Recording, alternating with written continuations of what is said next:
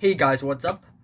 I'm gonna do a quick album review sort of video right now because about 11 days ago, it is the 50th anniversary of the Beatles' Abbey Road, and I am going to admit it. Abbey Road is one of my favorite albums of all time. And it's not like the Beatles is something that I've just recently listened to. I think I have started to listen to the Beatles since I think 3, 4 years ago. I think I discovered the Beatles even before Radiohead, which is like a long, long, long time ago. But I sort of waited on making Beatles reviews because I don't want to make these big album reviews when I still have so few subscribers. I'm still waiting on Led Zeppelin reviews, Pink Floyd reviews, and of course Radiohead reviews. But anyway, back to the Beatles. The Beatles is just in case if you're living under a rock here, the Beatles is one of the most famous bands in the world. If not the most famous, they're from UK. They consist of John Lennon, Paul McCartney, Ringo Starr, and George Harrison, and still to this day, two of them is alive. Unfortunately, actually, because they are really, really talented musicians, and they really brought about such a great impact and influence on the entire world in terms of music. I mean, a lot of the artists around the world right now are at least somehow, in some way, shape, or form, inspired by the band The Beatles because they are just so influential and just so impactful to culture in general. But anyway, back to the Beatles. Abbey Road turned 50, and Abbey Road is my favorite Beatles album. I know. My second favorite is probably the White Album, and my third favorite is probably Sgt. Pepper's. But yeah, I also really like Revolver. I really like Taxman and the second track Eleanor Rigby, which is really beautiful with its orchestral strings. Here, There, Everywhere is an incredibly beautiful track, and the album ending, Tomorrow Never Knows, the drums on that track. I mean, it just launches you to a different dimension. And the year was, I think, 1966 when they came out with Revolver. So they're really ahead of their time, actually, really. And of course, we have Sgt. Pepper's Lonely Heart Club's Band. I love the title track. The reprise is also really amazing. It's raw, it's energetic, but I really love the psychedelic stuff on the album. I really like Lucy in the Sky with Diamonds, and A Day in the Life might be my favorite Beatles song. Of course, Hey Jude is a classic, and everybody knows that. And the track Let It Be is also a really, I guess, inspiring, righteous, triumphant ballad. However, I like the weird psychedelic stuff, you know? So, yeah, A Day in the Life, it's amazing. I also really like the noisy, distorted, gargantuan ending of the track and the really weird looped audio snippet towards the end, which is actually really scary for me for some reason. But yeah, anyway, the White Album, I love that album as well. We have Back in the USSR and Dear Prudence as the first two tracks. Both of them are amazing. I also really like Happiness is a Warm Gun. It's multifaceted, even though it's around 4 minutes long. But there are just funny, goofy parts in the song, but also some really smooth and happy moments in the song as well, only in 4 minutes, and that's really impressive. Happiness is a warm gun. Anyway, of course, we have tracks like Yesterday and A Hard Day's Night. They are also amazing tracks from the Beatles, especially for Yesterday. Also, speaking of Yesterday, Danny Boyle is about to come out with the movie Yesterday, or I think it's already out. I may watch it. I don't know. Anyway, Abbey Road. Let's talk about it.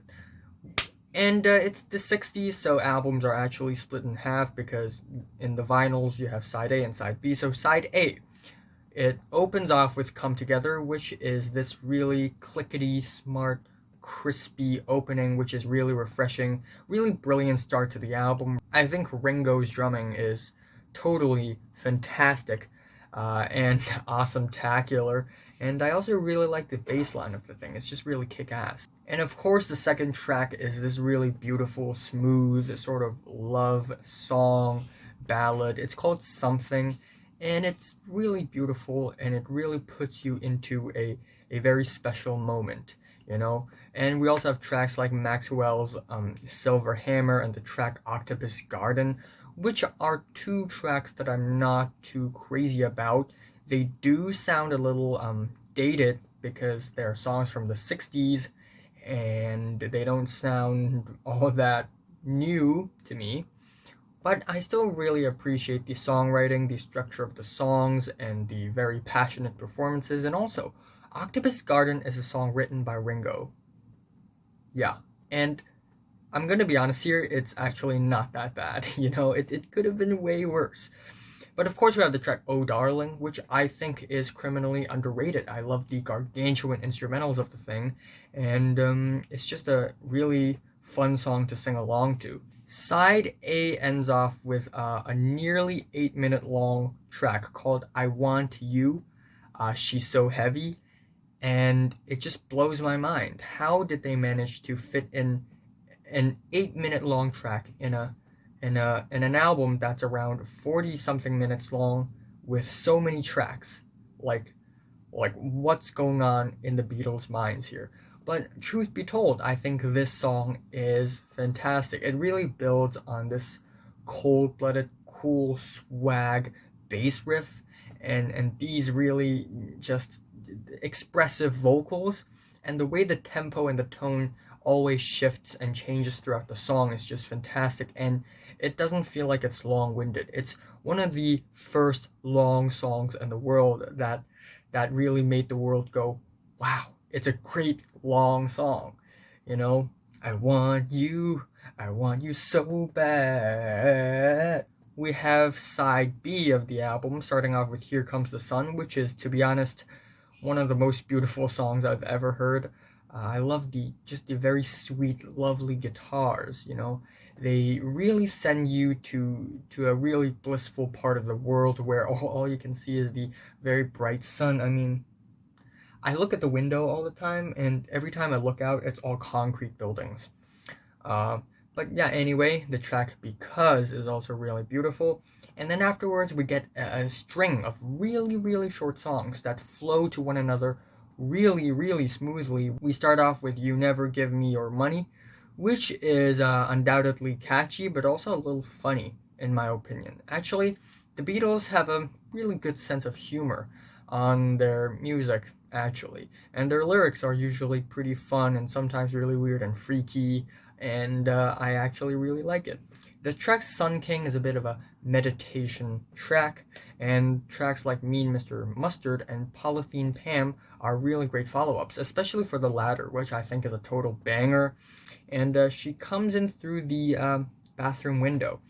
Not only is the song title really cool, I just wish that there's a thriller movie out there, maybe a home invasion movie, where the title is She Comes In Through the Bathroom Window, and in the poster it's a little girl really coming in through the bathroom window, like putting her leg over one side of the house and outside of the house, and it's just friggin' awesome.